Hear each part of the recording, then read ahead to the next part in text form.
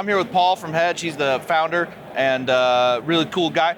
You've heard me talk about Hedge a lot before. I use it for file transfer, even not dumping footage or anything. I pretty much use it for everything at this point, just for the safety, you know. But there's a lot of new products at Hedge since we last spoke and since I last did the review on Pro Video. And so, yeah, what do we got going on? You got a lot more products, actually. Yeah. So 7 years ago we launched Hedge, and we thought, well, this is going to be like a one-app company. That's why the app was called Hedge and the company is called Hedge.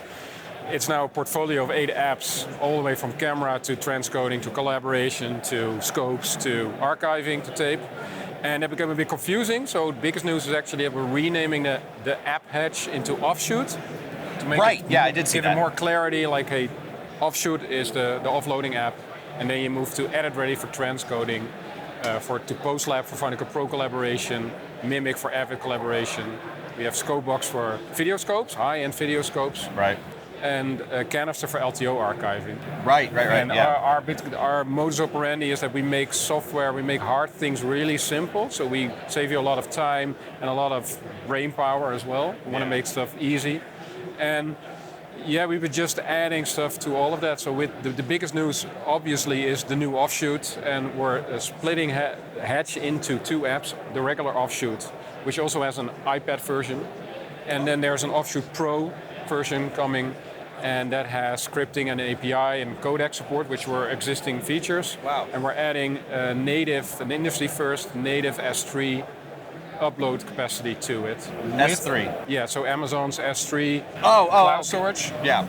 But we've done it in a way that you get the same level of verification that you get from local disks with cloud, and in a way that it just looks like and feels like a disk. Right. So you can just use it as if you're offloading to local. You can do it at the same time, local and cloud. Right. Whatever you want. And you guys are not handling the cloud storage itself. That's just bring it yourself. Yeah, cool. And that way there's no vendor lock-in that way. Because with a lot of these cloud maps, there's a lot of vendor lock-in. We think that we need to move away from that as an industry. Yeah. So that's why we're pushing this narrative. What's also new is that we are doing in-app secure erase for pro-grade sanitizing cards. Yes. So, especially now with super fast cards, you don't want to format in camera because that degrades the performance of your card. So Does it really? Yeah, because the cache doesn't get reset and more stuff that's going to happen. So you want to use the vendor's app to actually format your card, and we're bringing those into Hedge. And we've done that first with pro-grade. Two funny thing is our friend Phil Holland did this whole talk about how you need to format in the camera because that way the camera will be compatible, always compatible with it. True, too. So it's ideally, it's a 2-step process actually, where you format first, you reset the card to factory performance, and then you do it in camera to match with the camera. Copy that. Then you get the best of both worlds. I was going to call him and make fun of him for being wrong. But why is it specifically with ProGrade? That's the first we started with, because they recognize it's so important to get this narrative into their people's minds. So we're working together with ProGrade because they make really good cards. Oh, I have tons of them. I love their reader too, nice and small. But I mean, I'm more specifically, why can't I just do that with any card? Like, what's keeping me from using any card? The process is generic, but the implementation is specific to each vendor. Okay. That's why. So it's not just the sanitation. Button. Yes. Got you. Okay. Got you.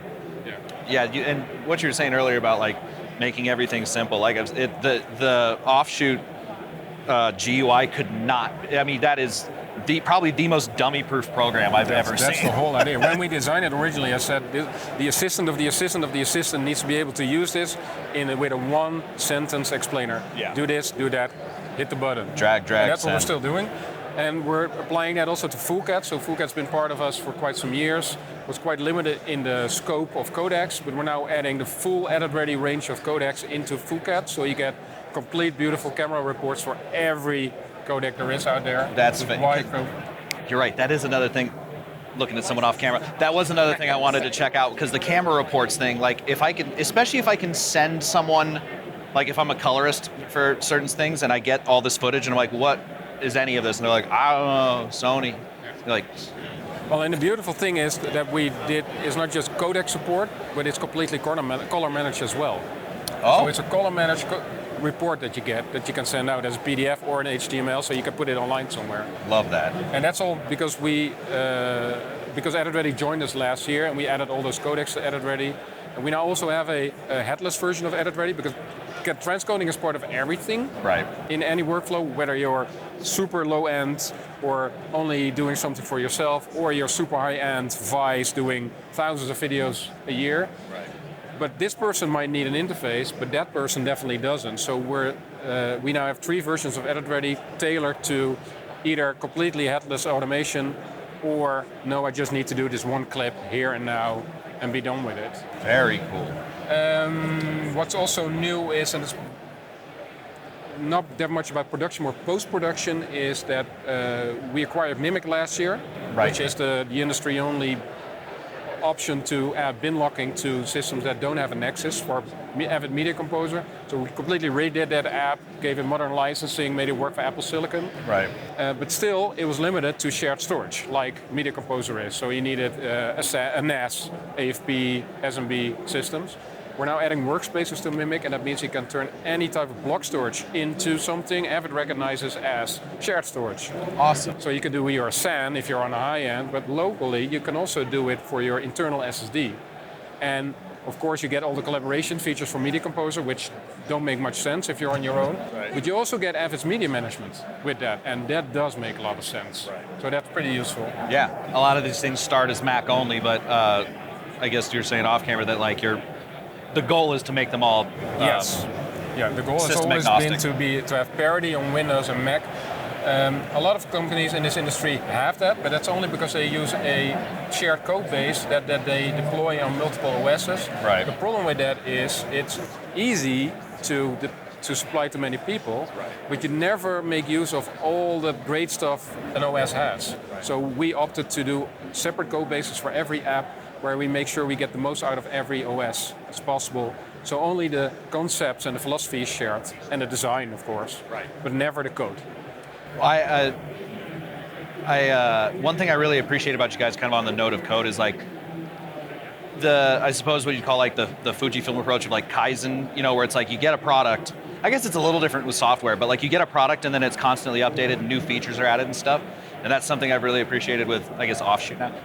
And I'm sure you do it with other ones, but I have a feature request. Well, right-click in Windows, right-click context, send with Hedge. And then just a pop-up that I tell it where, and then it just does it, pops it up, and then instead of opening the app and then doing the decision. We released that 6 months ago. Me. Why isn't it in? How do I activate the context? Like, I mean, in Windows, like in the Windows UI context. Yeah, in Windows, in Finder and in Explorer, both of them. Yeah. How do I activate it? How do I turn it on? Have you updated to the latest version? Maybe I haven't. Maybe have I just been using an old? That does happen to me. Sometimes it'll be like, "Do you want to update?" I'm like, "Yeah, in a second. Let me just do this first," and then I do that for 8 months. You can actually, it's twofold. So you can say set as a source or set as a destination. You can also completely replace Finder or Explorer's copy paste. So you can say copy with Hedge and then paste with Hedge, and then Hedge opens. Bye everyone. That's all I needed. That's legitimately all I needed. Because I really want to remove, friction. Friction is a bit of a weird concept, maybe. We just I agree. Steps. I was talking to someone else, but I call anything that stops me from doing the creative work friction. And friction pulls you out of the flow state of creativity, and you end up, like the example I was using, you set an effect in your editor, and it takes a while to render or whatever, and you pull out your phone and you start scrolling, and then 20 minutes later you're like, oh, right, yeah. And you've completely lost the plot on what you were doing. So anything that just allows you to work at the speed of inspiration or whatever is key for me. We actually did quite some research over it the last half year. We estimate about 70 to 80% of time is lost on non-creative bits. So that hidden overhead is ginormous. Like, imagine what the industry can be if we at least half that or more. So that's what we also do with Connect, our push notification system. So we're releasing a new version of that. So the first iteration of Connect 6 years ago, I think, was an iOS app. Then a few years ago we did an iOS and an Android app. We're upping the ante. It's going to be cloud-based. So if you have a regular Offshoot license, then you still get the magic code that you can dole out to other team members. But if you have a pro license, it automatically enrolls all your computers. And here's the big change. We're also implementing a new license model to all apps. We call it floating. And currently the licensing system is always based on that you have a license code, you need to activate a computer, and then if another one is activated, you need to deactivate that one. And That's shitty. Like it's friction, more friction, and licensing friction is not something you want. So what we're doing, we're completely reversing that. You just activate all the computers that you have, and when you start the app, it will figure out if other ones are using it. Right. And even if those are offline, it'll pull the activation to yours. You can you are guaranteed to always be using this machine. I love that. And no more license code entry beside one time. Because that's amazing. Because it's definitely most. I think software companies have like two. You can have two computers, but every once in a while I'm on a third one. I'm like, which one do I deactivate? Yeah. All right, I'm or not what using was the my laptop. license key? Yeah. Or resolve. I have that thing like tattooed somewhere. The resolve key like got away from me, and I was like, can someone tell me what that was? Yeah. That's amazing. And actually, the push notification thing. Another thing that keeps you from goofing off is I had a big transfer. So I walked into my living room and was like watching TV, and then my phone buzzed. I looked at it; it was like transfer, and I was like, I forgot the app existed because I installed it like forever ago, and I'm usually sitting there when it happens, so I don't get the notification. So that's sort of in the studio, the office situation. The other one that we really hear a lot of from is on set, where the paradigm used to be let's fill a card and then do a card swap. Right. Now you can just start shooting, offload the first card, and then the DPs get a notification on their watch saying, let's do a card swap. And that saves you hours in a day. So you have, instead of constantly shooting, it's constantly offloading. Amazing. Well, that's a lot of very exciting things, and I'm very excited. Thanks for sharing, man. Love talking to you. Thanks a bunch.